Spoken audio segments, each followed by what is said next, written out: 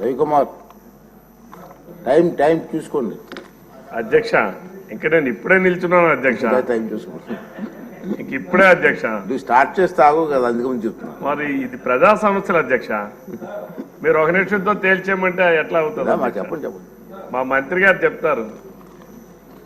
అధ్యక్ష, మీ ద్వారా గౌరవ మంత్రి గారికి మా శ్రీకాకుళం జిల్లాలో పలాస ఇచ్చాపురమే కాదు అధ్యక్ష, సుదీర్ఘమైనటువంటి 190 కిలోమీటర్ల సముద్ర తీర ప్రాంతం ఉంది అధ్యక్ష. పైడిభీమవరం నుంచి ఇచ్చాపురం వరకు ఈ సుదీర్ఘమైనటువంటి తీర ప్రాంతంలో అక్కడ ఉన్నటువంటి రైతాంగం జీడి మరియు కొబ్బరి తోటలు విరివిగా పెంచుతారు అధ్యక్ష. మాకు వచ్చినటువంటి ఎప్పుడు కూడా శ్రీకాకుళం జిల్లా మేము తుఫానుకి గురవుతాం అధ్యక్ష. తుఫానుకు గురయ్యేటప్పుడు పూర్తిగా ఎక్కువగా నష్టపోయేటటువంటి ప్రాంతం ఈ తీర ప్రాంతం అధ్యక్ష. కొబ్బరి చెట్లు పడిపోవడం, జీడి చెట్లు పడిపోవడం, దానివలన వాళ్ళు ఎంతో నష్టాలు గురవుతున్నారు అధ్యక్ష. ఇటువంటి సమయంలో అధ్యక్ష, నేను గౌరవ మంత్రి గారికి మేము అడిగింది ఏదైతే జీడి మామిడి మరియు కొబ్బరి రైతులకు కనీస మద్దతు ధర వాళ్ళు ఇచ్చినటువంటి ఆన్సర్లు అధ్యక్ష, ball khopra quintal ఒకంటికి 12,000, milling khopra quintal ఒకంటికి 11,120. అసలు బాల్ కోప్రా అంటే గౌరవ సభ్యులందరికీ కొంతమందికి అవగాహన ఉండొచ్చు, కొంతమంది తెలియపోవచ్చు అధ్యక్ష. కురిడి అధ్యక్ష. అలాగే మిల్లింగ్ కోప్రా అంటే ఆ కురిడిని మనం పౌడర్గా చేసేది. అసలు మా ప్రాంతంలో ఎక్కడైనా అటువంటి మిల్లింగ్ యూనిట్స్ ఉన్నాయా అధ్యక్ష? మేము అడిగేది రైతుకి ఏ రకంగా మీరు మద్దతు ధరను కల్పిస్తారు? కొబ్బరి బోర్డుని ఏమైనా ఏర్పాటు చేయబోతున్నారా? జీడి మామిడికి సంబంధించి ఏమైనా బోర్డుని ఏర్పాటు చేయబోతున్నారా? ఈ రాష్ట్రానికి అవసరం అధ్యక్ష.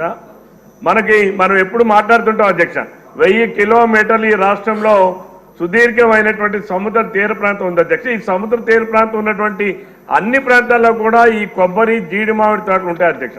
బట్ మన రాష్ట్రంలో ఈ కొబ్బరి బోర్డు లేకపోవడం చాలా ఇది దురదృష్టం అధ్యక్ష. మనం దీనిని తప్పనిసరిగా ఈ రాష్ట్రంలో కొబ్బరి బోర్డుని ఒకటి ఏర్పాటు చేయాల్సినటువంటి అవసరం ఉంది. అలానే జీడి మామిడికి కూడా ఏర్పాటు చేసినటువంటి అవసరం ఉంది అధ్యక్ష.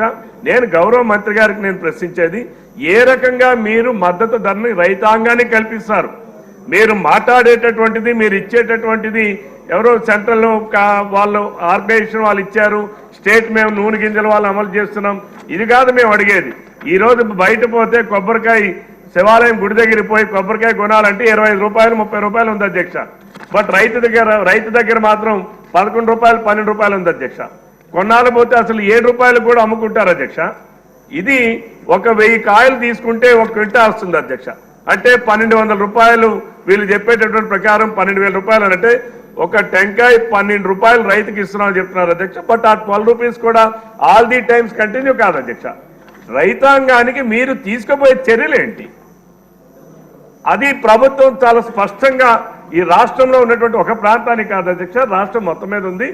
దానికి గౌరవ మంత్రి గారు చెప్పాలని చెప్పి నేను కోరుతా ఉన్నాను అధ్యక్ష. రెండవది, మా జిల్లాకి సంబంధించి అధ్యక్ష, ఈ కొబ్బరికి పంటకి సంబంధించింది కానీ జీడి పంటకి సంబంధించింది కానీ అక్కడ కూడా ఒక పార్క్ ఏదైనటువంటి ఏర్పాటు చేయాల్సినటువంటి అవసరం ఉంది అధ్యక్ష.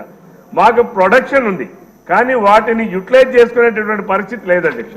అక్కడ ఒక ప్రైవేట్ వాళ్ళు హెచ్చర్లలో పెట్టి కూడా వాళ్ళు లాస్ మేకింగ్ యూనిట్ అయి అనేక రకాలైనటువంటి ఇబ్బందులు పడే పరిస్థితి ఉంది అధ్యక్ష. గౌరవ మంత్రి గారికి స్ట్రైట్గా రైతుకు మీరు ఏ రకంగా మద్దతు ధరను ఇస్తారు, దానికి ఏమైనా మెకానిజం అడాప్ట్ చేస్తున్నారా, చేయబోతారా? గౌరవ మంత్రి గారు చెప్పాలని కోరుతున్నారు అధ్యక్ష.